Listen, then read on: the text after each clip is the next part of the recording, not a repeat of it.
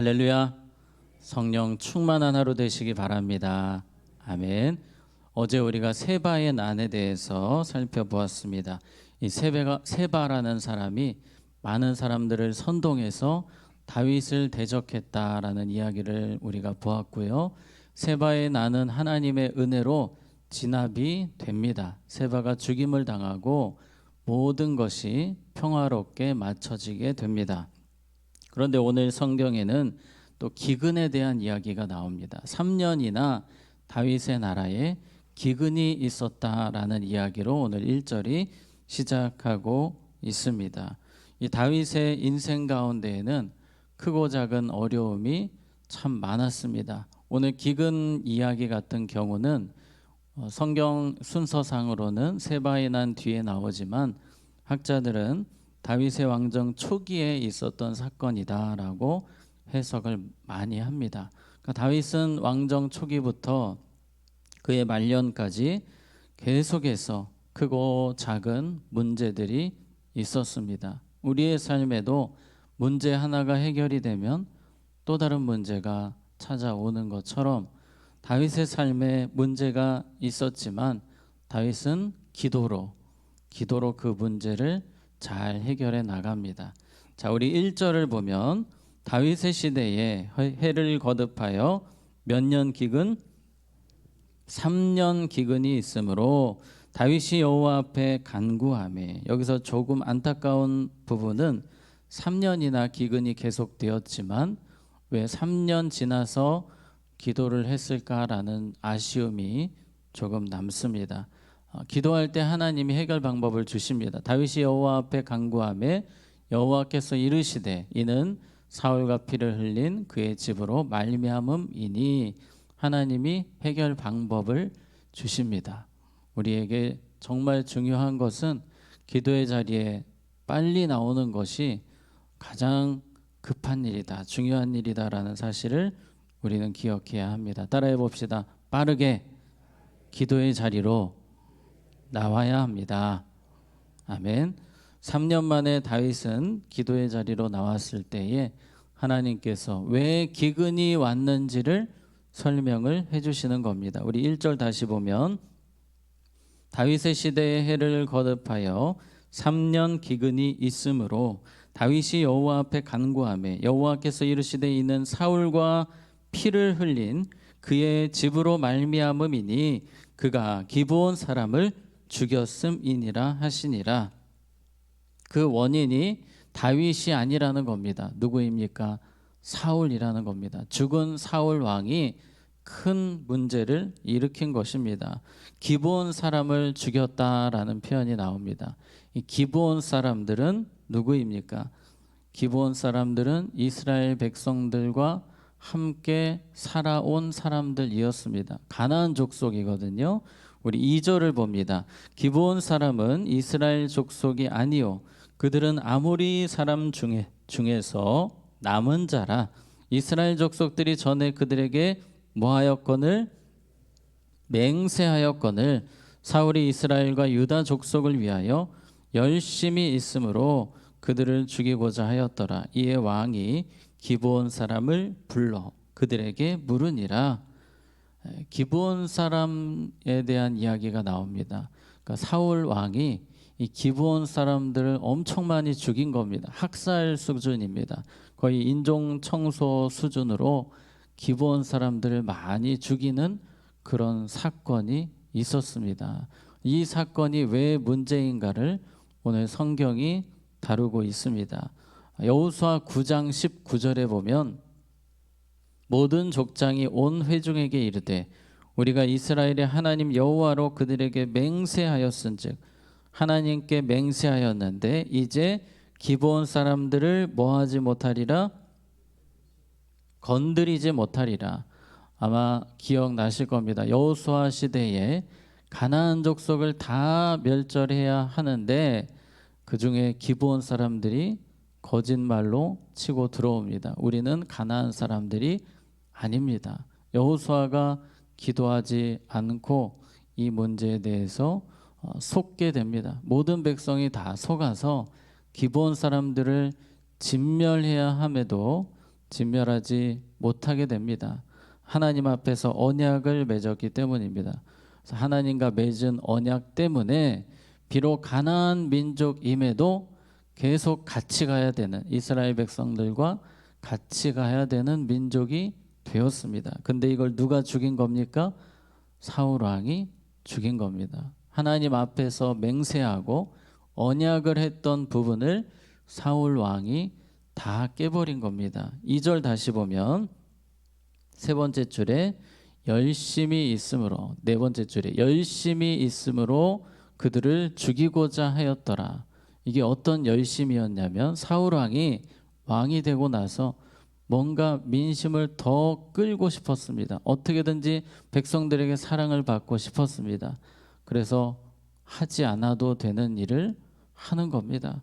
기브온 사람들을 죽이면 이스라엘 백성들이 좋아할 것이라고 생각하고 그냥 가서 막 죽이는 겁니다. 사울 왕은 기브온 사람들이 누구인지도 알아보지도 않고 하나님 앞에서 보호받아야 될 사람들임에도 사울 왕은 그런 거 전혀 신경 쓰지 않고 그냥 열심으로 죽여버린 것입니다.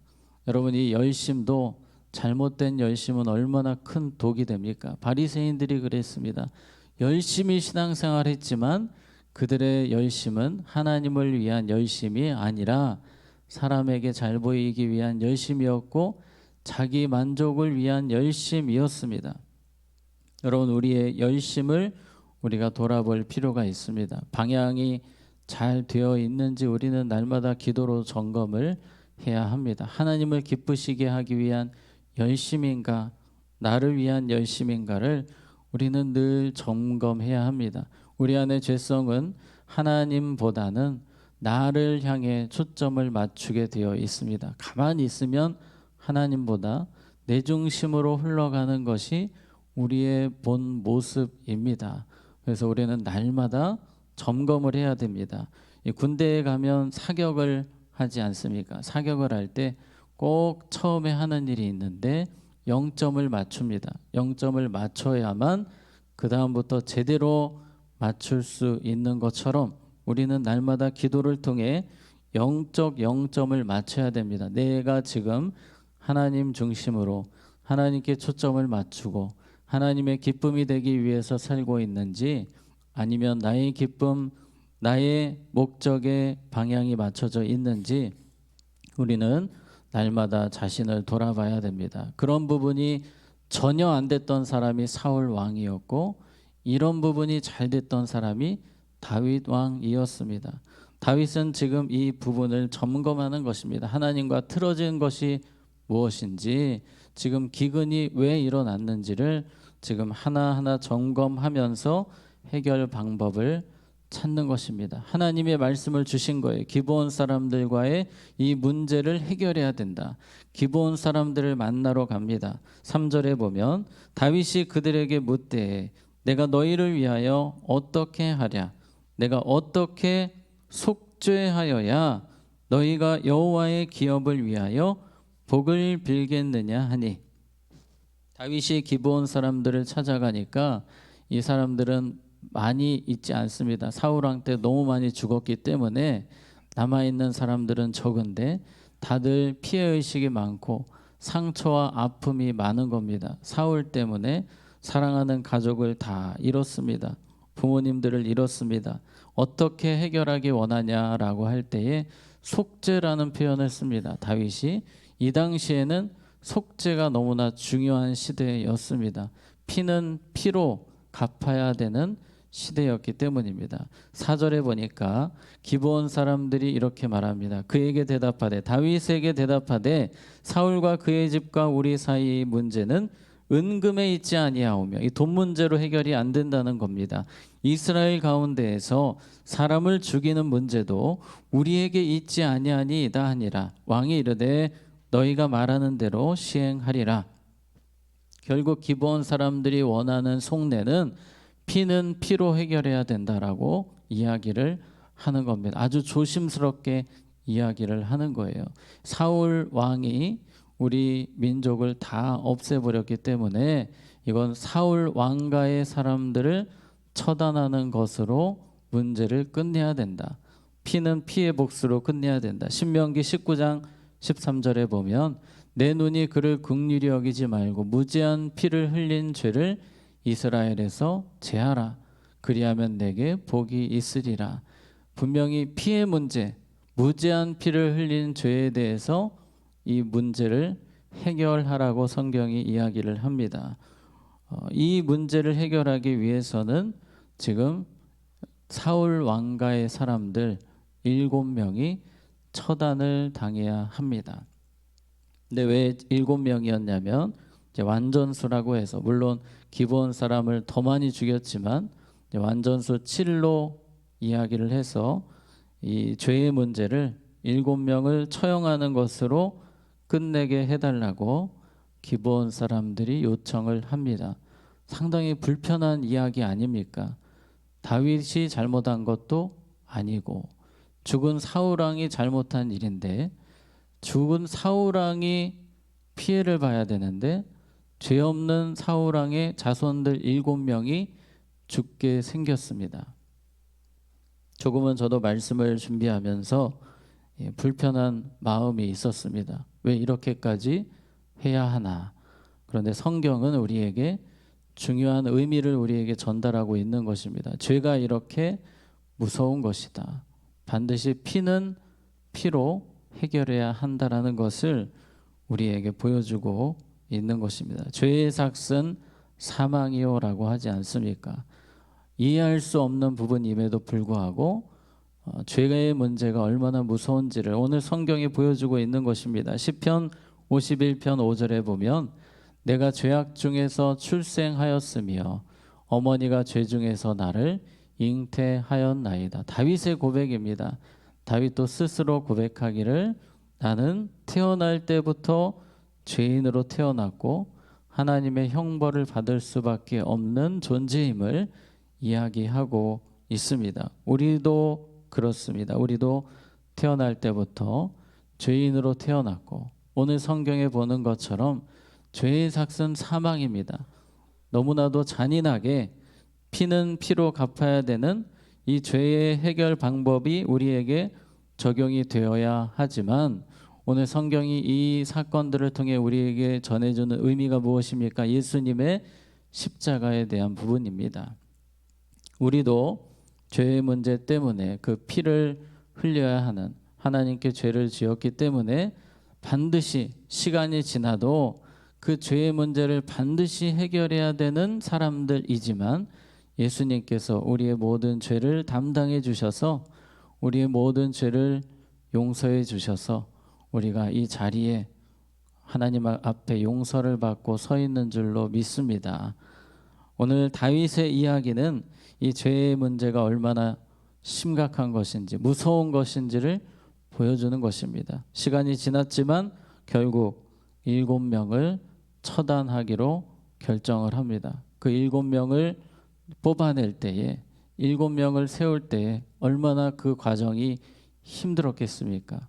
그런데 안타깝게도 그 대상자 중에는 요나단의 아들인 무비보셋도 있었습니다.